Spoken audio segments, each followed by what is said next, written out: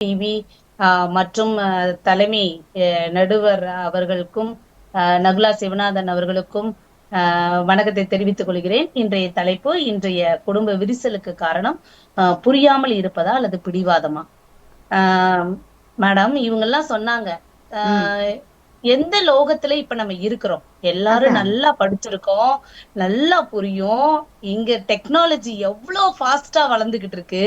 எல்லாரும் இவங்க புரியலன்றாங்க, இவங்க புரிதல் இல்லாம இன்னைக்கு ஒரு குழந்தை கிட்ட போய் கேளுங்களேன், என்ன மம்மி காதுல பூச்சி ஊத்துறீங்களா, பழனிக்கே மொட்டையா, திருப்பதிக்கே லட்டா, அழகா சொல்லுவாங்க, அழகா கேட்பாங்க இல்லையா நடுவர் அவர்களே?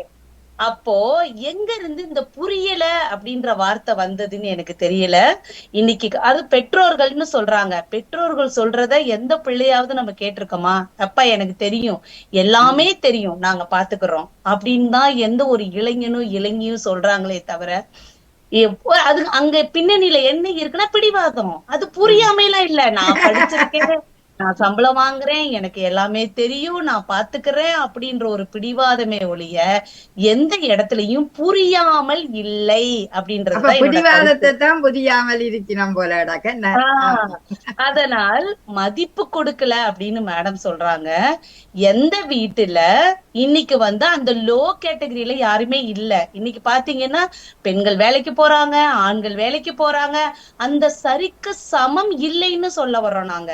அதுதான் அந்த இடத்துல பிடிவாதம். நீ என்ன சொல்றது, நான் என்ன கேக்குறது, அந்த ஈகோக்கு பின்னாடி இருக்கிறது என்ன? பிடிவாதம்.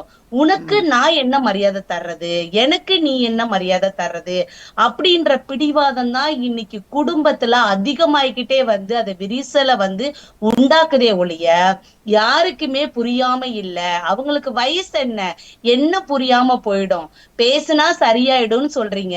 அப்ப அந்த பிடிவாதத்தை தானே நீங்க சரி பண்ணணும்னு சொல்றீங்க. அந்த இடத்துல புரிதல் இல்லாமல் இல்லை, பிடிவாதம் தான் அதிகமாக இருக்கிறது அப்படின்றதுதான் என்னுடையது. சரி, மன அழுத்தம் வருதுன்றீங்க. மன அழுத்தம் ஏன் வரணும்?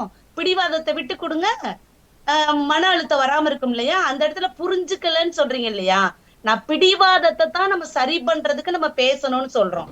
அப்ப அந்த மன அழுத்தமானது இந்த பிடிவாதத்தை இறுக்கி வச்சுக்கிட்டு இருக்கனாலதான் நம்மளுக்கு அந்த மன அழுத்தம். ஏன் ஸ்ட்ரெஸ்ன்றோம்?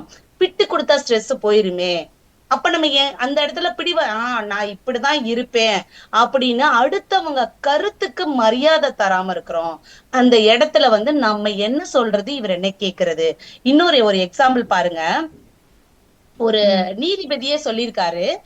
ஒரு அம்மா வந்திருக்காங்க, ஐயா கொஞ்சம் வயசாயிடுச்சு அவங்களுக்கு, ஒண்ணு இப்ப நேத்தெல்லாம் மேரேஜ் பண்ணல,